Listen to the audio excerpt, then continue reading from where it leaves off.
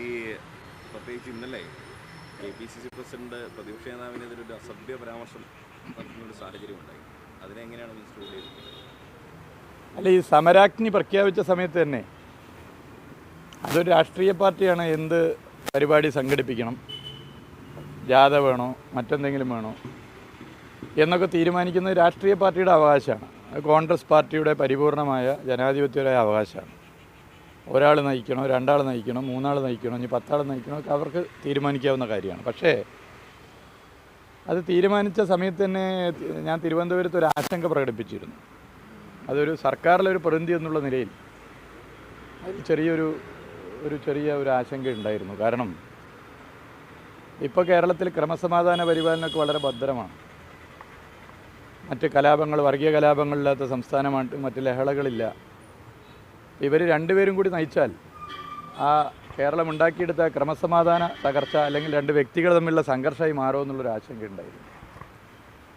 അതിന് ചില കാരണമുണ്ട്. നേരത്തെ പുതുപ്പള്ളി ഉപതെരഞ്ഞെടുപ്പ് നടന്ന സമയത്ത് ഒരു പത്രസമ്മേളനം നമ്മൾ കണ്ടതാണ്. അതും മറ്റു പല അനുഭവങ്ങൾ കാരണമാണ്. അത് കേരളത്തിലെ ഒരു സാധാ കോൺഗ്രസ്സുകാരൻ ഉൾപ്പെടെ തോന്നുന്ന ഒരു ആശങ്ക എനിക്ക് തോന്നിയെന്ന് മാത്രം. സമരാഗ്നിയുടെ മുദ്രാവാക്യം അതൊരു പ്രശ്നമായിരുന്നു.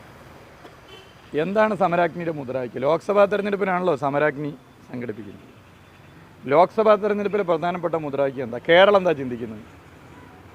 കേരളത്തിലെ മഹാഭൂരിപക്ഷം വരുന്ന ജനങ്ങളും കഴിഞ്ഞ തവണ 85% ആൻറ്റി BJP ആയിരുന്നു. ഇപ്പോഴും മതവർഗീയ പ്രസ്ഥാനങ്ങളോട് സന്ധിയില്ലാതെ നിലപാട് സ്വീകരിക്കുന്ന വോട്ടർമാരാണ് കേരളത്തിലെ വോട്ടർമാർ. 85% വോട്ടർമാരും അങ്ങനെയാണ് ചിന്തിച്ചത്. അപ്പോൾ ലോക്സഭാ തെരഞ്ഞെടുപ്പിനോടനുബന്ധിച്ച് കേരളത്തിൽ ഇതുപോലൊരു ക്യാമ്പയിൻ നടത്തുമ്പോൾ ശക്തമായി ഉയർന്നു വരേണ്ട മുദ്രാവാക്യം BJPക്കെതിരെയല്ലേ?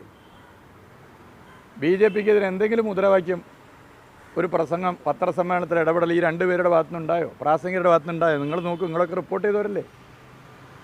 ഉണ്ടായോ? ഒന്നും ഉണ്ടായിട്ടില്ല. എന്താണ് മുദ്രാവാക്യം എന്നുള്ളതായിരുന്നു സംശയം.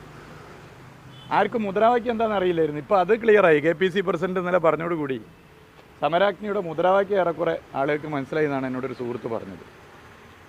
പ്രതിപക്ഷ നേതാവ് അതിനോട് പറഞ്ഞത്, ഞങ്ങൾ ഇങ്ങനെയൊക്കെയാണ് അഭിസംബോധന ചെയ്യാറ്. ഞാനിപ്പോൾ CPIMൽ പ്രവർത്തിക്കുന്നയാളാണ്. ഞങ്ങൾ CPIM പ്രവർത്തിക്കുന്നവർ പരസ്പരം വിളിക്കുക സഖാവേ എന്നാണ്. കോൺഗ്രസ്സുകാർ പരസ്പരം കണ്ടാൽ അഭിസംബോധന ചെയ്യുന്ന പദമാണോ ഇത്? ആത്മാഭിമാനമുള്ള കോൺഗ്രസ് പ്രവർത്തകർ ഇത് അംഗീകരിക്കും.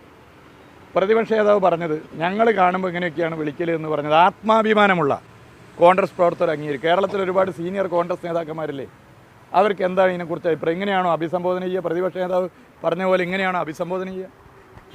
അപ്പോൾ ഇതൊക്കെ വളരെ കാര്യങ്ങൾ വ്യക്തമാണ്. BJPക്കെതിരെ ഒരക്ഷരം മിണ്ടുന്നില്ല.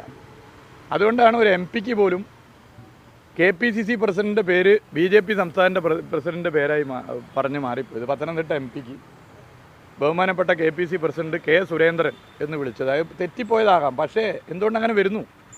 രണ്ടുപേരുടെയും പ്രസ്താവനകൾ എടുത്തു നോക്കൂ. ഈ കഴിഞ്ഞ 2 കൊല്ലം BJP പ്രസിഡൻ്റെയും കോൺഗ്രസിൻ്റെ സംസ്ഥാന പ്രസിഡൻ്റെയും പ്രസംഗം എടുത്ത് പരിശോധിച്ചാൽ 2 പേരുടെയും പ്രസ്താവനകളും പ്രസംഗങ്ങളും ആൻറ്റി CPM, ആൻറ്റി LDF മാത്രമാണ്.